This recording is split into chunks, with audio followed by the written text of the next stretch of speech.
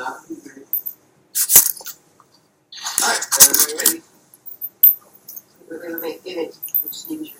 Well, let's get our flights in. I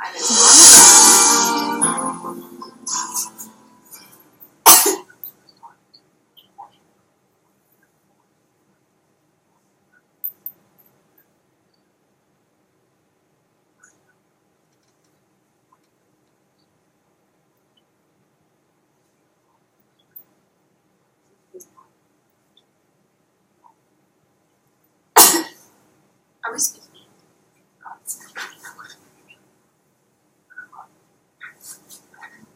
We should have just said sign English. Oh, yeah. So you guys don't want to do sign English? Well, we can't. You go on purpose. I want you to stop.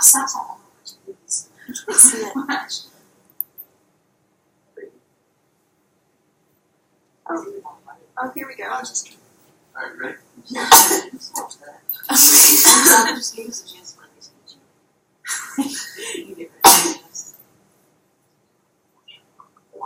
Moore's EIPA market assessment. This is sample A.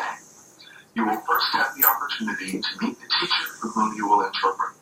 You will see a prompt on the screen to tell you when to begin your interpretation.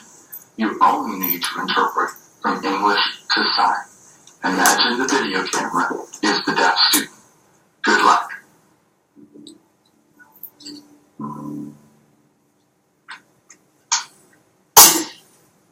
Boys and girls, today we're going to talk about, in science, our bodies. And we're going to talk specifically about our esophagus and our stomach and our intestines. And then we're going to talk about our trachea and our lungs and our heart. So the first thing we're going to do is, our first investigation is going to be where we measure our heart rate. And we're going to go and make a graph, and we'll have 3 different activities. The first activity actually is inactivity. We're going to just sit. And we're going to measure our heart rate for 1 minute to see how many times we breathe out. And we'll count those in 1 minute, and we'll put that on a chart. Second will be just jumping or marching for 1 minute. Let's march for our second one. We'll march with our knees high. Then the third activity will be running in place, and we'll do that for 1 minute. And so what we'll do is we'll measure how fast or how slow we breathe in and out. Right? So with your partners, James, make sure you're working with Shirley. And with our partners, then we will be going ahead and doing that investigation. We're going to be thinking about how we use air and how often we need oxygen in our bodies. So go ahead and start that right now.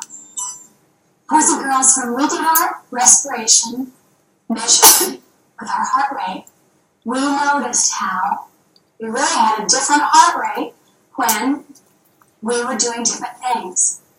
As we're here and we're just breathing in our nose and our mouth, we breathe in oxygen, and it comes down our trachea, comes into our lungs, where the trachea divides into different branches, and those branches get smaller and smaller, and they end in air sacs. And the air sacs are surrounded by tiny little capillaries that actually have very thin walls, and the walls between the tiny air sacs and the capillaries, gases can pass through them.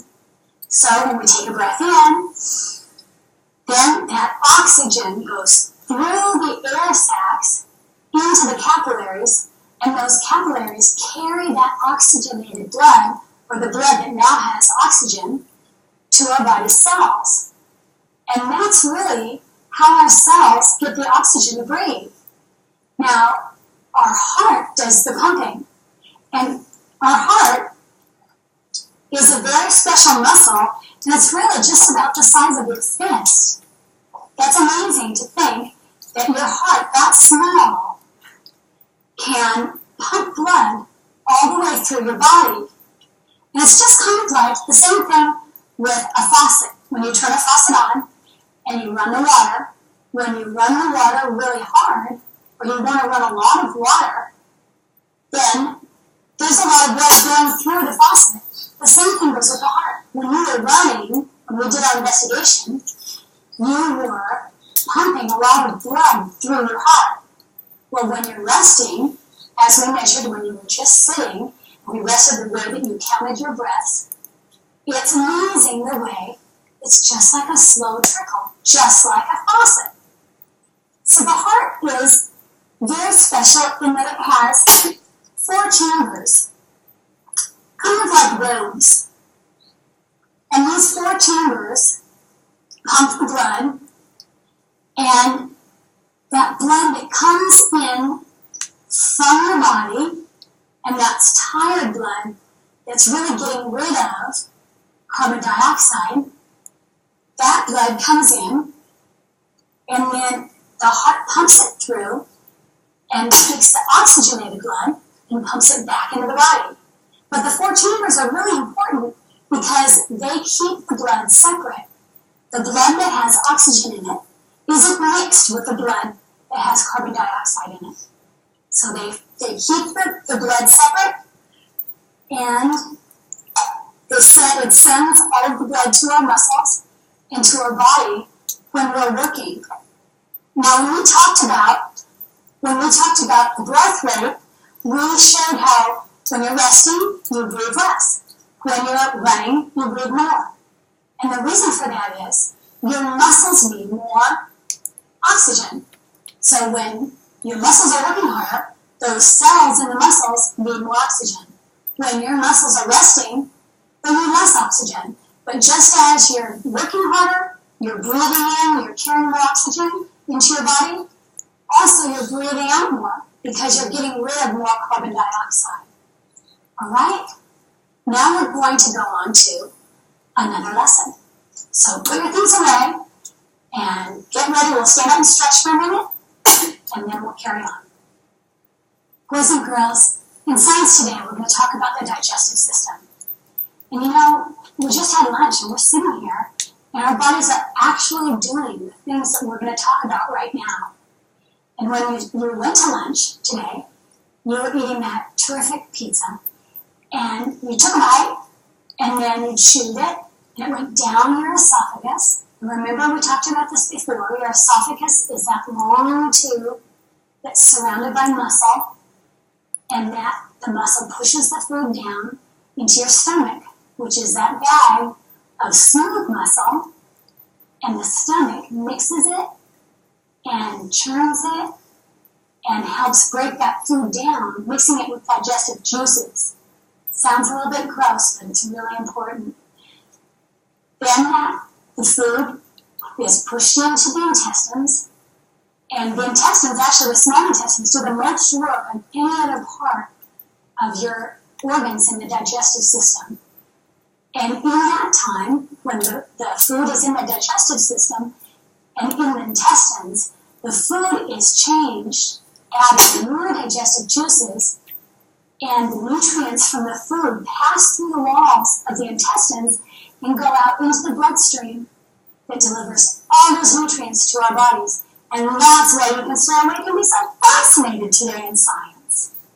And then when it goes into the large intestines, really the food can't be broken down much more, and just water is removed from the food at that point.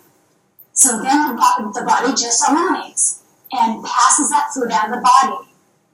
Now what we're going to do is go back up to the top of the digestive system and talk about our mouths. Remember the other day we did do that investigation where we used a lemon, and we tasted the lemon wedges, and we noticed how in our mouths saliva was produced. But we talked about where did that come from. When we talked about the lemon and used the lemon, we really had a sense of, wow, there were saliva glands in the bottom and also in the top of our mouth. That was strange. I never knew where that came from before.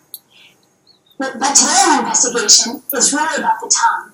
When you first taste food, now it just seems like you know it's good or it's bad.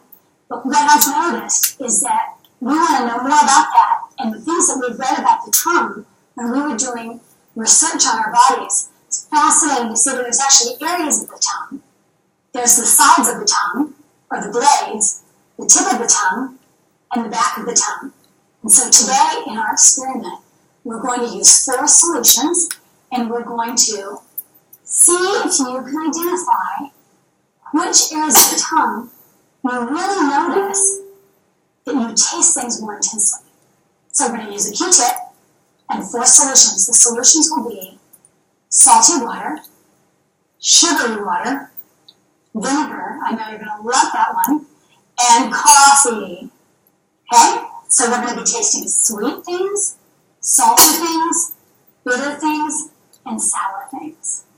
Right? First, you're going to be looking at your tongue using a hand lens, and then you're going to be writing down what you observe.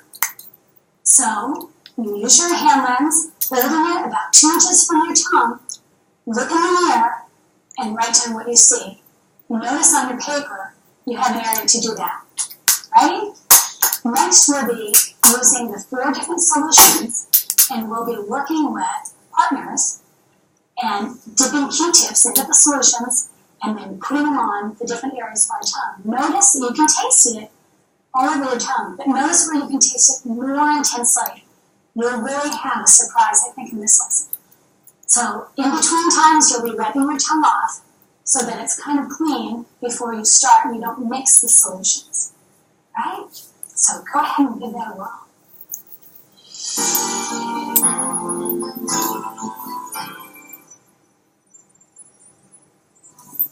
Okay, guys. Good job.